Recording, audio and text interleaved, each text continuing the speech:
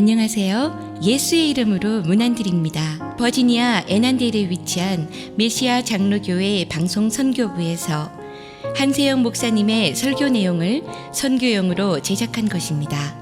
설교를 들으시고 예수 그리스도에 대해 알기를 원하시거나 예수를 믿고 신앙생활 하시기를 원하시는 분은 교회 전화 703-941-4447로 연락해 주시면 성심성의껏 도와드리겠습니다.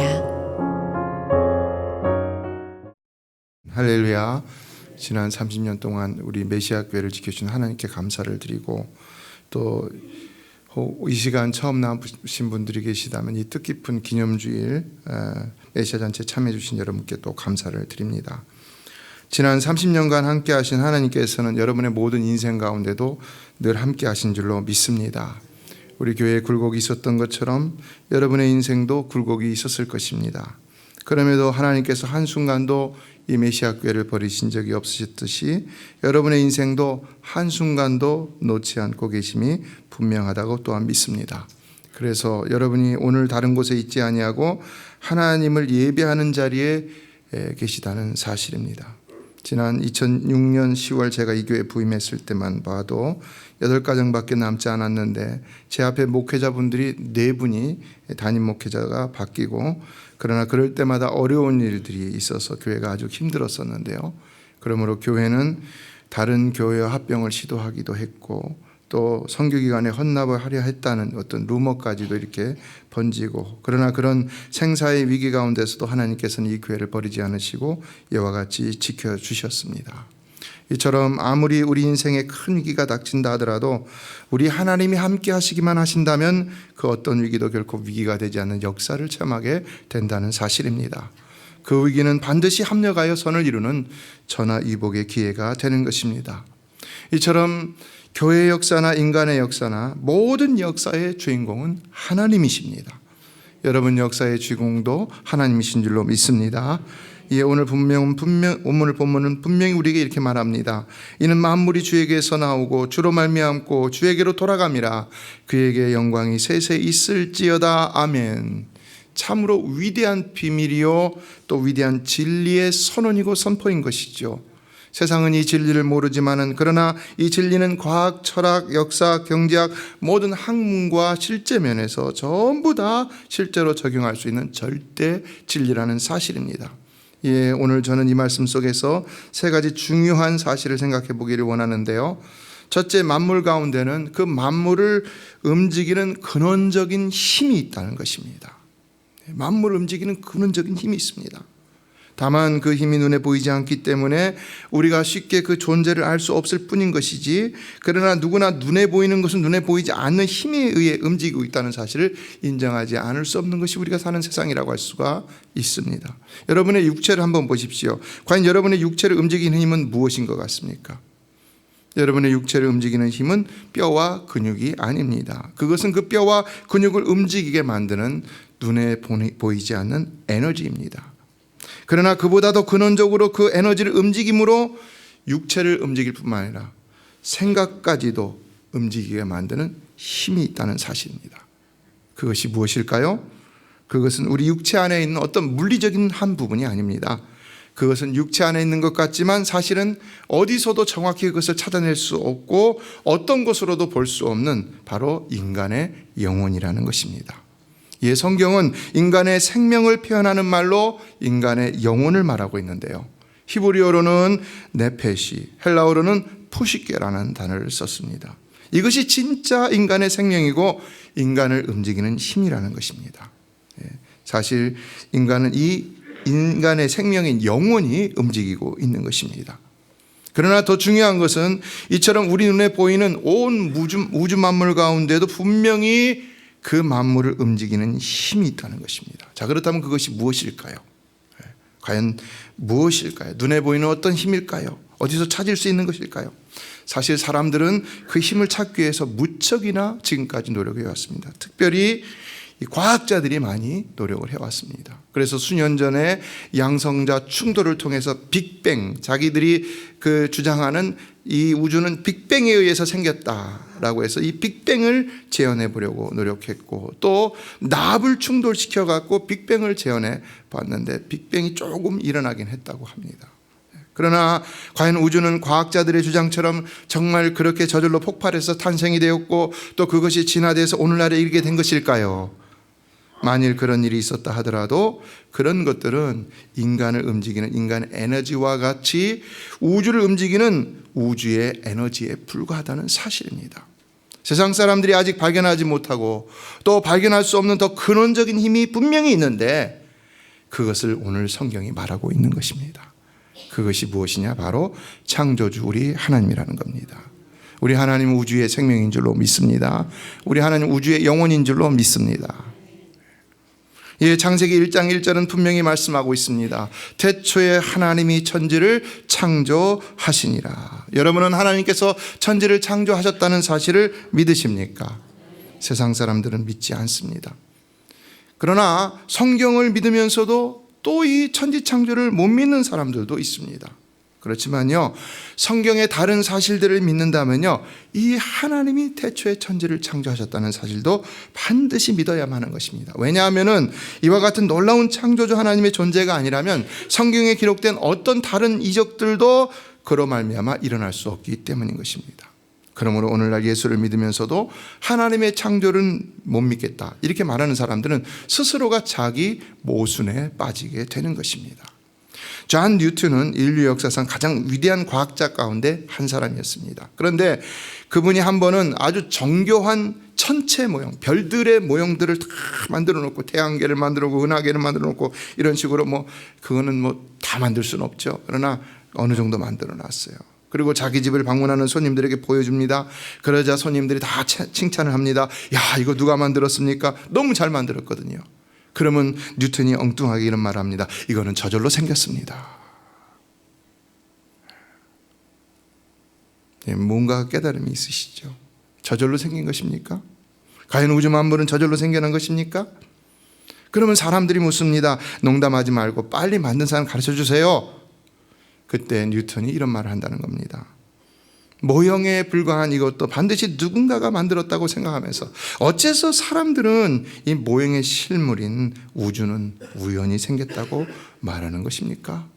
우주야말로 정말 지혜로운 분이 만드신 것입니다. 누가 지혜로운 분이십니까? 하나님이신 줄로 믿습니다. 하나님이 어떻게 저 하늘의 수많은 별들이 은하계 하나에 1200억 개의 별이 있다. 그건 또 다 셀 수 없는 거예요. 그냥 추측하는 거예요. 그리고 그런 은하계가 1200억 개가 있다는 겁니다. 상상이 됩니까, 여러분?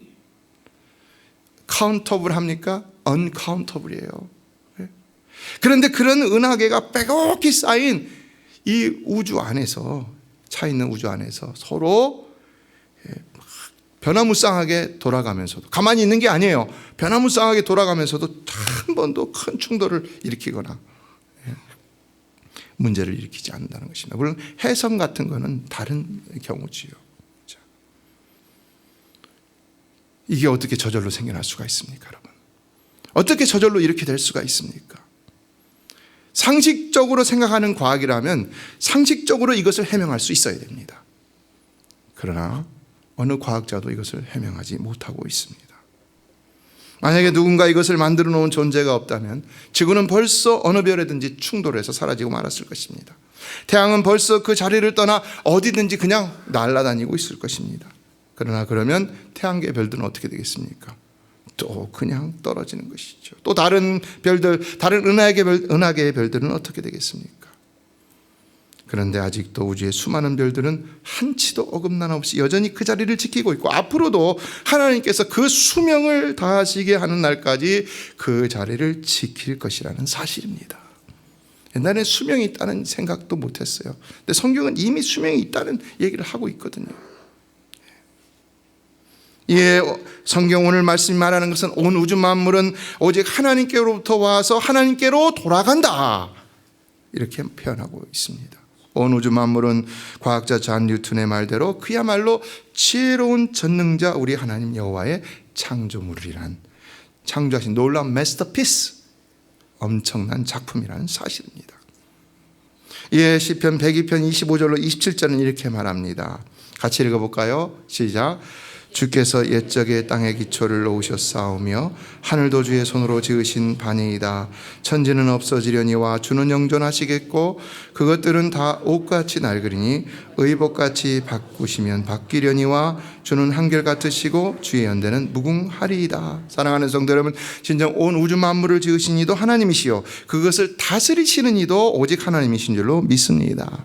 그러므로 우리는 그분이 눈에 보이지 않는다고 그분을 무시할 것이 아니라 반드시 그분을 바라보며 살아갈 수 있는 지혜가 인간들에게 필요하다는 겁니다.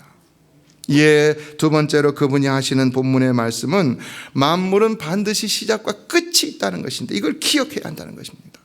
우리가 조금 아까 읽은 시편 102편에서도 천지는 없어진다고 그랬어요. 없어진다고 그랬어요. 끝이 있다는 거죠. 만물이 주에게서 나온다는 말은 만물의 시작, 곧 창조주의 천지 창조를 의미하는 것이죠. 그러나 그렇게 주에게서 나온 만물은 반드시 다시 주에게로 돌아갈 날이 있다. 이 말은 뭡니까? 만물에는 반드시 그 끝이 있다라는 것입니다. 그런데 요한계시록 1장 8절을 보면 이렇게 말합니다. 또 읽어볼까요? 시작. 주 하나님이 이르시되 나는 알파와 오메가라. 이제도 있고 전에도 있었고 장차 올 자요 전능한 자라 하시더라. 이게 무슨 뜻입니까? 여기서 알파와 오메가라는 것은 우리가 A, B, C, D, E, F, G 하고 Z, 마지막에 Z, 그것처럼 헬라어 단어에 알파는 첫 글자고 오메가는 마지막 글자입니다. 따라서 이 말의 헬라적인 의미는 나는 알파와 오메가라, 나는 시작과 끝이라는 것입니다. 이 하나님은 만물의 시작과 끝이라는 것인데요. 그러나 그러면 하나님이 시작이 있으시고 하나님 끝이 있다는 것인가? 이거는 헬라어적인 문자적 해석인 것이고요. 히브리적 사고로 이 말씀을 해석한다면요, 만물은 알파가 되신 주로부터 시작해서 그 주께서 허락하신 이 세상에서 그 주로 말미암아 힘입어 살다가 다시 오메가가 되신 그 주께로 돌아간다는 것입니다. 그러니까 이건 뭘 얘기하는 것입니까? 하나님은 계속 계시는 것이죠. 단지 만물만이 시작과 끝이 있는 것입니다. 그렇지요. 이 하나님께서 알파와 오메가라는 것은 만물의 시작부터 끝까지 다 관여하신다는 것입니다. 모든 것을, 여러분의 태어남으로부터 여러분의 죽음까지 모든 것을 다 관여하신다는 것입니다. 믿으십니까? 그러나 여기서 우리에게 주의를 주는 것은 이처럼 우리가 사는 땅은 시작이 있었듯이 반드시 종말이 있다는 겁니다. 종말이. 이것을 가장 실감나게 보여주는 하나님의 섭리가 있는데요, 그것이 바로 인간이나 모든 생물들의 탄생과 죽음입니다. 그것이 우리가 실질적으로 눈으로 보고 있습니다. 전체 전문가들은 별들의 태어남과 별들의 폭발로 인한 마지막을 보게 됩니다. 예, 우리가 인간이나 생물의 탄생과 죽음 그리고 별들의 마지막을 본다면 이 땅의 시작과 죽음도 볼 수 있어야 한다는 것입니다. 그러나 우리 인간에게는 인생의 죽음이나 지구의 종말이나 다 마찬가지인 거죠. 왜냐하면 내가 더 이상 살지 않는 지구는 더 이상 내게 존재하지 않는 지구이기 때문이지요. 그러나 그렇게 인생도 지구도 끝이 존재하기 때문에 우리는 반드시 하나님께로 다시 돌아가는 그 종말을 알고 바라보며 지혜롭게 살 필요가 있다는 겁니다. 그렇다면 우리는 어떻게 살아야 되느냐? 우리 인생의 탄생과 죽음이 이처럼 오직 하나님에게서 나오고 다시 하나님께로 돌아간다면 우리는 과연 어떻게 살아야 지혜롭게 살 수 있느냐라는 것입니다. 그러나 분명한 것은 하나님으로부터 와서 하나님께로 돌아간다면 하나님 앞에 합당한 삶을 살아야 하는 것이 지혜로운 인생이라고 할 수가 있는 것이지요. 예. 그래서 전도서 12장 1절로 2절은 이렇게 말합니다. 읽어보겠습니다. 시작. 너는 청년의 때에 너의 창조주를 기억하라. 곧 공고한 날이 이르기 전에 나는 아무나 기업다고 할 해들이 가깝기 전에 해와 빛과 달과 별들이 어둡기 전에 비 뒤에 구름이 다시 일어나기 전에 그리하라. 무슨 말입니까? 인생은 반드시 자신의 종말을 예비하며 살아야 한다는 것입니다.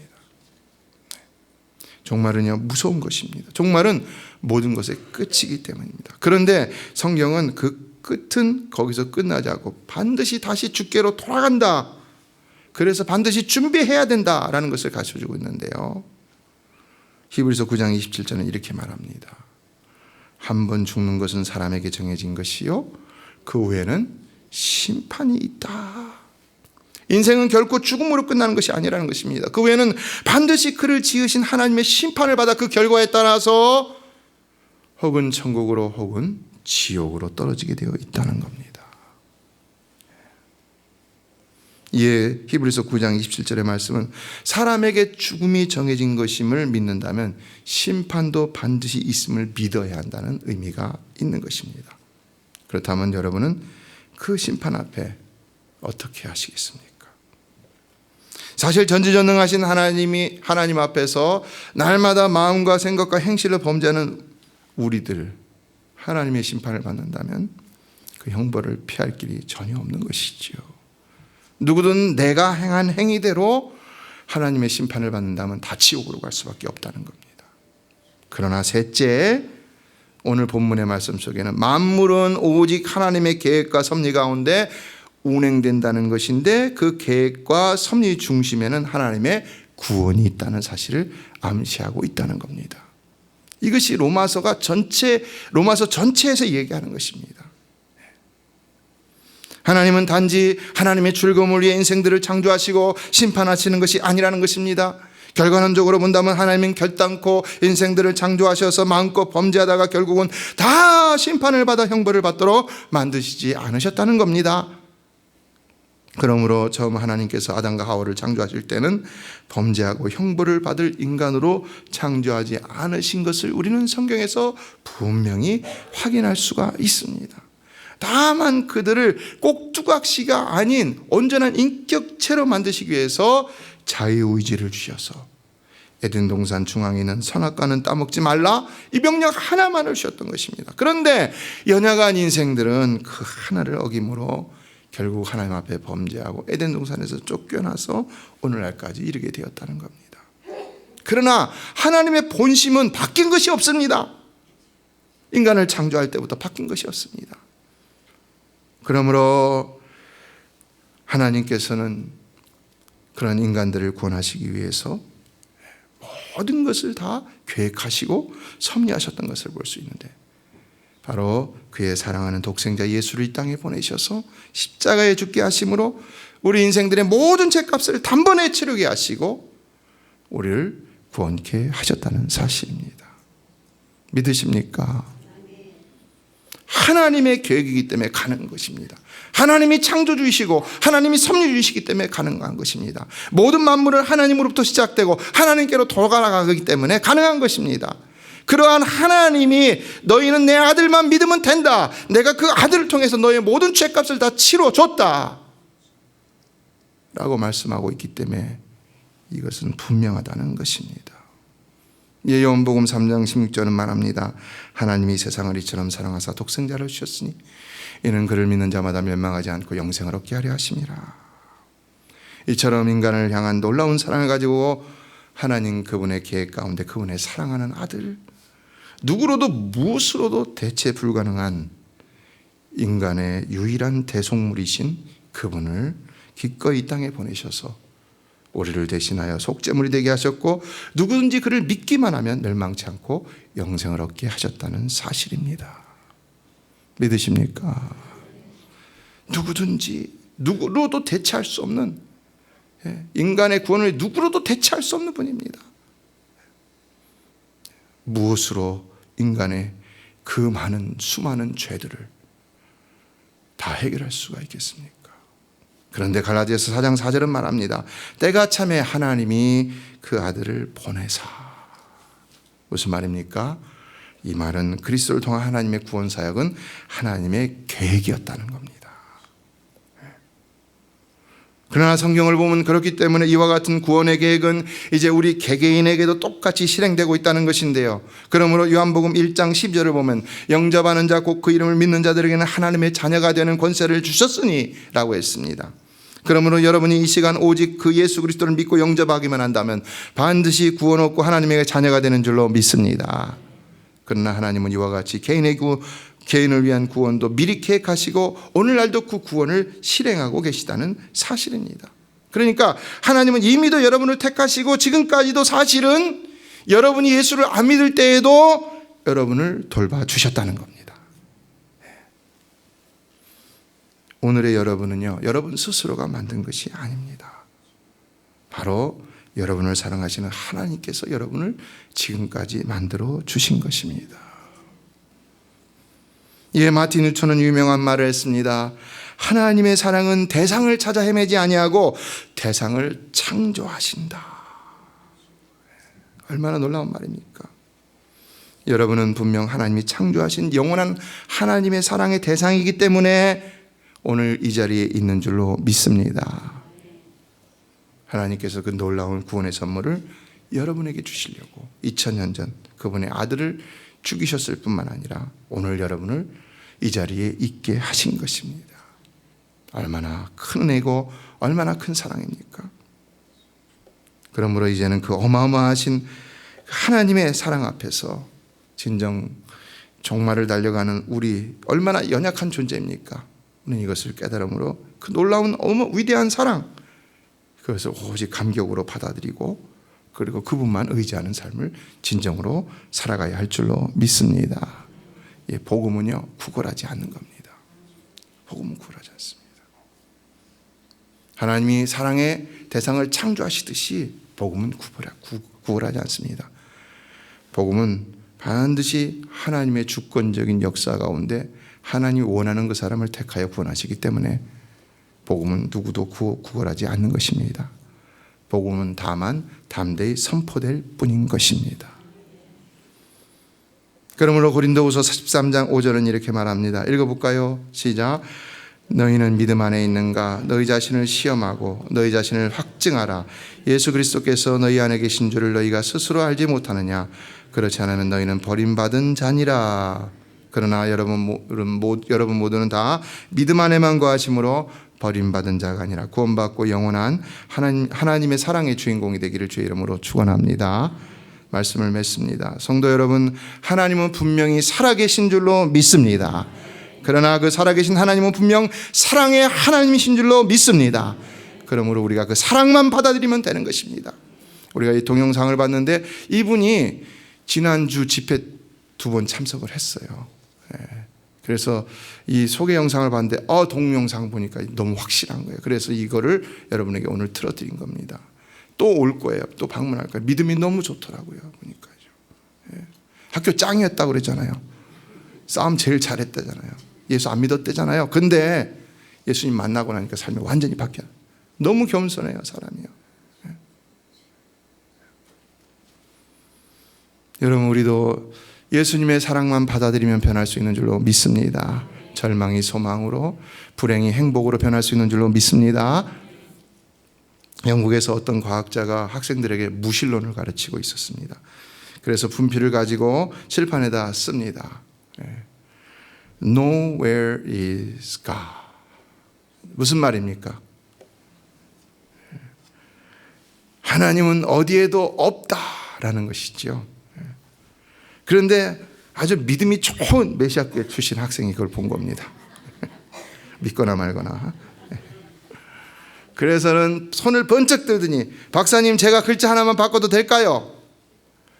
그리고는 앞으로 나오고 글자 하나를 바꿉니다. 뭘 바꿀까요? W를 바꾼 거예요. 그래서 W를 저렇게 바꿨어요. 어떻게 됩니까? 다 같이 읽어봅니다. 시작.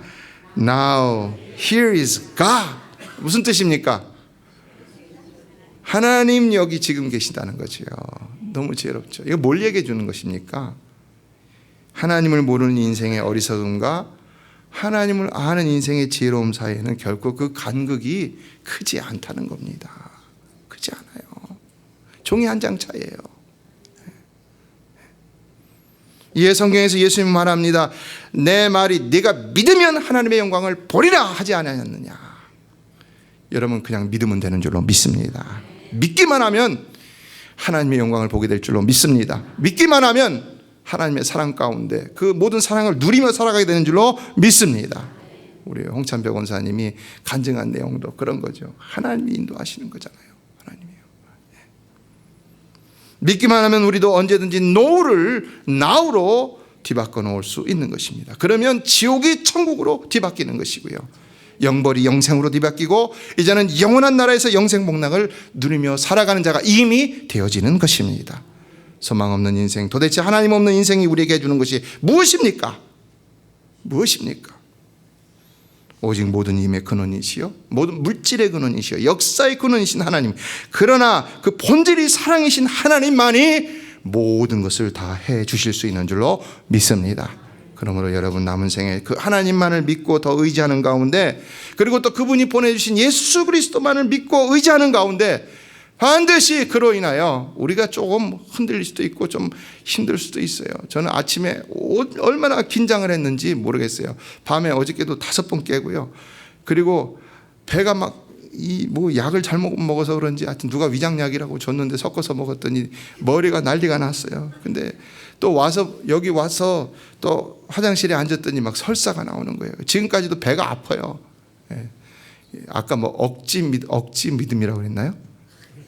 억지 웃음 막 해야 될 것 같은 그런 정도로 막 속이 안 좋았는데요.